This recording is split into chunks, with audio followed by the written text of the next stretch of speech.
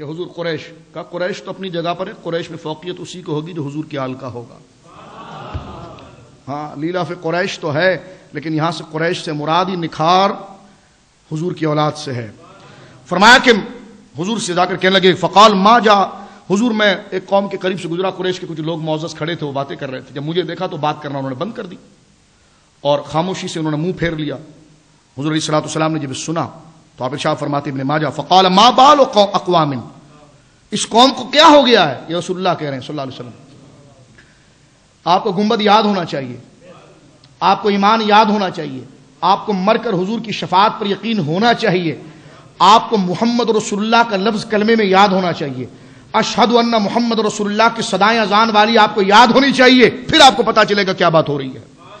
آپ کو وہ محمد عربی یاد ہونی چاہیے صلی اللہ علیہ وسلم جن کا آپ کلمہ پڑھتے ہیں، جن پر آپ کا جو آپ کے ایمان ہے، جو آپ کے ایمان کی جان ہے، جن کے بغیر نہ نماز ہوتی ہے، جن کے بغیر نہ خدا ملتا ہے، نہ جن کے بغیر قرآن ملتا ہے، نہ جن کے بغیر دین ملتا ہے. وہ اللہ کے حبیب کہتے ہیں ما بال اقوام، کیا ہو گیا اس قوم کو؟ یتحدثون فاذا راوا رجلا من اہل بیتی قطعوا حدیثهم، کیا ہو گیا اس قوم کو کہ جب یہ بات کرتی ہے آپس میں، جب میرے اہل بیت میں سے کسی کو دیکھ لیتے ہیں تو بات کرنا چھوڑ دیتے ہیں؟ کیا ہو گیا ان لوگوں کو؟ فرمایا واللہ لا يدخل قلب رجل ایمان، فرمایا حضور نے کہ واللہ اللہ کی عزت کی قسم اس شخص کے دل میں ایمان داخل نہیں ہو سکتا حتی یحبہم للہ، جو مجھ سے اللہ کے لیے محبت نہ کرے، ولقرابت منی، اور جو میری اولاد سے محبت نہ کرے. فرمایا جس نے مجھ سے محبت نہیں کی اور میرے قرابت سے محبت نہیں کی، اس کے دل میں ایمان داخل نہیں ہوگا. دیکھیں یہاں پر قرابت کا لفظ ہے اور قرآن نے کہا فی القربہ. اب یہ قربہ کے مفہوم سے صحابہ کو لے آتے ہیں، اہل بیت کو نکالتے ہیں. میں کہتا ہوں نہ صحابہ خارج ہے نہ اہل بیت خارج ہے. میں تو ایک موقف کی طرف آ رہا ہوں، صحابہ سے بغض بھی نفاق ہے، صحابہ سے بغض بھی نفاق ہے، اہل بیت سے بغض بھی نفاق ہے، اہل بیت سے بغض بھی نفاق ہے. یہاں پر سب شامل ہیں. فی القربہ کی تفسیر تو میں یہاں پر یہ بتا رہا ہوں. پھر ایک لفظ میں کہہ رہا ہوں، ایک لفظ جو اس وضاحت کا ہے، یہ عرض کر رہا ہوں ان خارجیوں کو ٹوکنے کے لیے، ان خارجیوں کو ٹوکنے کے لیے جو کہتے ہیں کہ فاروق اعظم کے یوم پر عام تعطیل کی جائے، حسین کے ذکر سے انہیں موت آتی ہے. میں کہتا ہوں عمر تمہیں قبول نہیں کریں گے. عمر اسے قبول کرتے ہیں جس کے دل میں حسین ہوتے ہیں، جس کے دل میں اہل بیت ہوتے ہیں. تم نے دھاندلی کی ہے، تم نے دہشت گردی کی ہے، تم نے صحابہ سے محبت نہیں کی. صحابہ کی محبت والا دراریں نہیں ڈالتا. قرآن نے کہا الا المودۃ فی القربہ، کہ الا المودۃ فی القربہ، محبت کرو میری قرابت سے.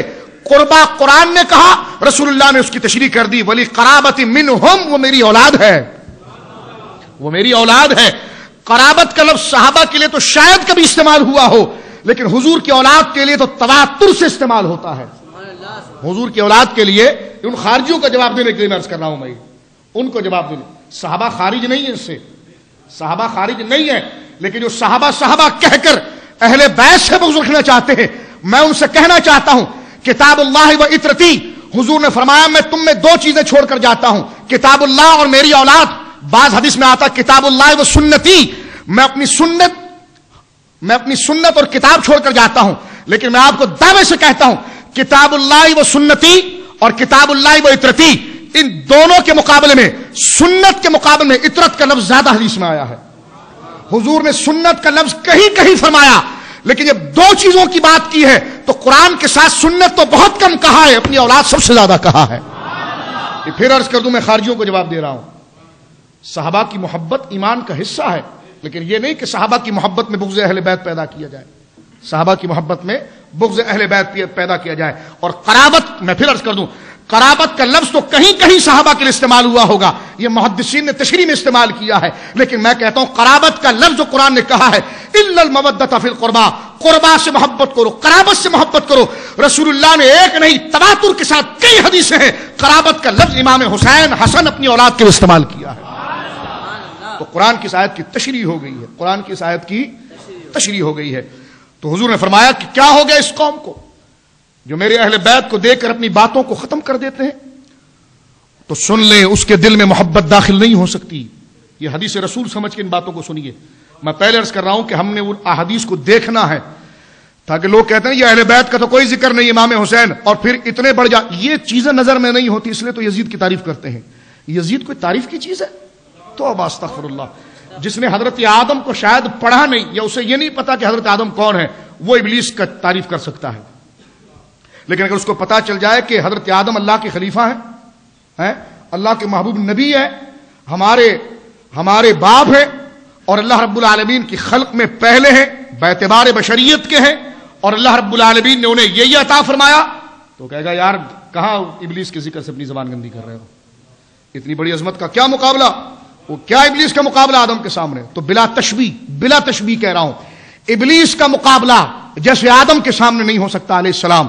فرعون کی نجاست کو دیکھیں، موسیٰ علیہ السلام کی بزرگی کو دیکھیں، آپ نمرود کی خباثت اور نمرود کی بے ڈھنگے چال کو دیکھیں، اس کے جسم کا فساد دیکھیں، بے ڈھنگا، بے صورتا اور بالکل بد شکل تھا۔ تو ابراہیم علیہ السلام تو اللہ کی خلیل ہیں، اللہ کے خلیل ہیں۔ تو جس طرح جس نے حضرت آدم کو دیکھ لیا، ان کے مرتبے کو دیکھ لیا، وہ ابلیس کو کوئی وقت نہیں دیتا۔ جس نے حضرت موسیٰ کو دیکھ لیا، اس کی نظر میں فرعون کی کوئی اہمیت نہیں۔ جس نے ابراہیم خلیل کو دیکھ لیا، اس کی نظر کے اندر نمرود کی کوئی حیثیت نہیں۔ جو شان مصطفی سے واقف ہو گیا، اس کی نظر میں ابو جہل، عتبہ، شیبہ اور عبداللہ بن ابی کی کوئی حیثیت نہیں۔ جس نے حضور کی زبان سے اور قرآن کی زبان سے اہل بیت کو جان لیا، وہ یزید کا چرچا کبھی نہیں کر سکتا۔ یہ کڑی ہے۔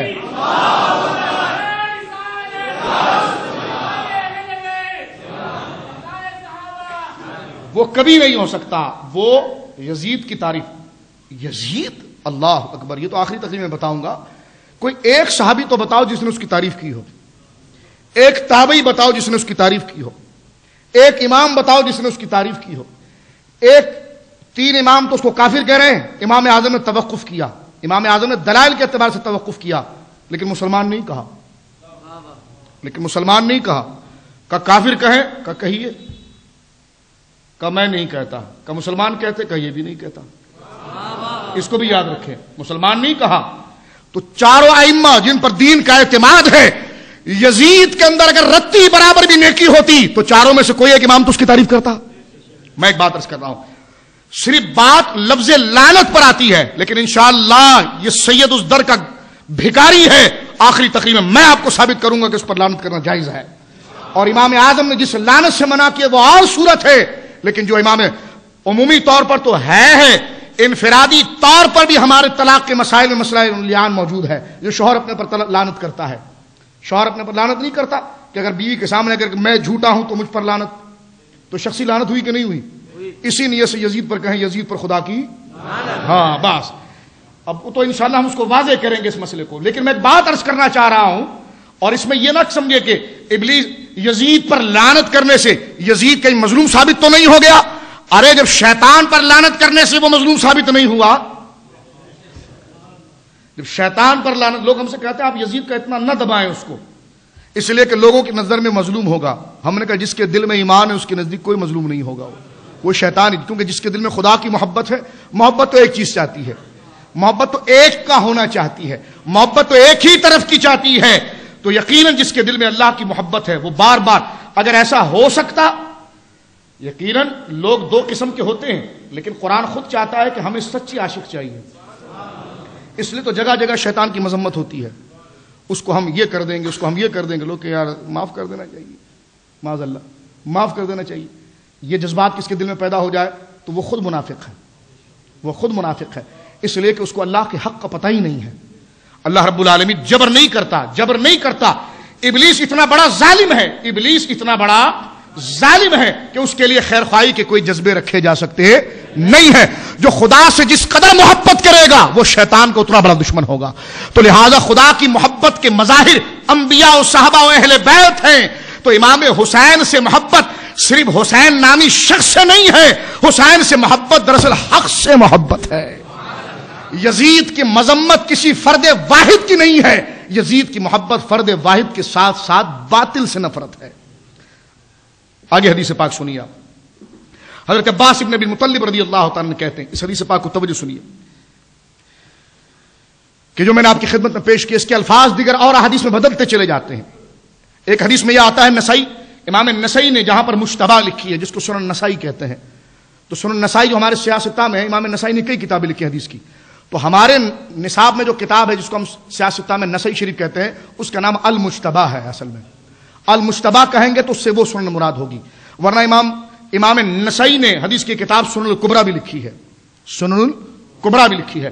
تو امام نسائی اگر کہیں یہ لکھا ہوا ملے کہ نسائی شریف تو اس سے مراد المشتبہ ہی ہے جو سیاستہ میں داخل ہے، لیکن جو حدیث میں آپ کے سامنے پڑھ رہا ہوں اس کے الفاظ سنن الکبریٰ کے اندر بھی ملتے ہیں جو امام نسائی نے دوسری حدیث کی کتاب لکھی ہے، اور وہ تمام اہل سنت کے نزدیک مستحکم کتاب ہے، جلد نمبر 5 صفحہ نمبر 51، مسند امام احمد میں جو حدیث کا ایک بہت بڑا ذخیرہ ہے، وہاں پر جلد نمبر 1 صفحہ 207 پر تبا مکہ مکرمہ اس پر یہ حدیث موجود ہے۔ یہی واقعہ حضرت عباس بن مطلب کا کہ آپ گزرے اور چند لوگوں کو دیکھا کہ قریشی بات کر رہے ہیں، اور جب آپ قریب آئے تو انہوں نے بات کرنا روک دیا، جا کر حضور سے شکایت کی، تو دوسرے الفاظ سنن الکبریٰ میں آتے ہیں، کہتے ہیں فَإِذَا لَقُونَا بِوُجُوهٍ، یا رسول اللہ میں قوم کے پاس گیا، وہ بڑے حشاش بشاش ہو کر ایک دوسرے سے بات کر رہے تھے، لَقُوهُمْ بِبَشَرٍ حَسَنٍ، وہ ایک دوسرے سے بڑے خندہ پیشانی سے بات کرتے تھے، بڑے مسکرا کر بات کرتے تھے، بڑے ہنس کے بات کر رہے تھے۔ حضور کے چچا حضرت عباس کہتے ہیں جب میں ان کے قریب پہنچا نا، فَإِذَا لَقُونَا بِوُجُوهٍ لَا نَعْرِفُهَا، حضور جب میں ان کے پاس پہنچا نا تو انہوں نے ایسا منہ بنایا جیسے مجھے پہچانتے ہی نہیں، مجھے دیکھیں اتنی سی بات، چلو ان کا موڈ نہیں ہوگا، ان کا موڈ نہیں ہوگا، طبیعت بھی تو کوئی چیز ہوتی ہے نا بھائی، بولے طبیعت بھی تو کوئی چیز ہوتی ہے نا، موڈ نہیں ہوگا، فرمایا ہو یا نہ ہو یہ ہماری اہل بیت ہے، یہ نہیں ہو سکتا۔ فرمایا حضور جب میں ان کے قریب پہنچا تو انہوں نے مجھے دیکھ کر اپنا منہ پھیر لیا اور ایسا کہ جیسا مجھے جانتے نہیں تھے۔ حدیث کے الفاظ جو سنن الکبریٰ میں، فغضب النبی صلی اللہ علیہ وسلم، حضور کو جلال آیا، غضبا شدیدا، حدیث کے الفاظ ہے غضبا شدیدا، حضرت عباس کہتے ہیں بڑا شدید جلال آیا، وقال والذی نفسی بیدہ، حضور نے فرمایا اس رب کی قسم جس کے ہاتھ میں میری جان ہے، فرمایا لا يدخل القلب رجل ایمان، اس شخص کے دل میں ایمان داخل نہیں ہو سکتا، حتی یحبکم للہ ولرسولہ ولقرابتی، اے میرے چچا وہ شخص مسلمان نہیں ہو سکتا جو تم سے اللہ کے لیے پیار نہ کرے، تم سے رسول کے لیے پیار نہ کرے، تم سے میری اولاد ہونے اور میرے اہل بیت ہونے کی وجہ سے پیار نہ کرے۔ فرمایا جب کوئی تم سے پیار کرے گا، فرمایا جو میری اہل بیت سے پیار کیوں کرے، فرمایا اللہ کے لیے کرے، کیوں کرے، فرمایا رسول کے لیے کرے، کیوں کرے، میرے قرابت دار اس لیے کرے۔ یہ حضور نے 3 جملے ارشاد فرمائے، فرمایا یحبکم للہ ولرسولی ولقرابتی، میرے چچا ان سے کہہ دیجئے کہ ان پر یہ فرض ہے کہ وہ آپ سے پیار کریں، ان کا مزاج ہو یا نہ ہو۔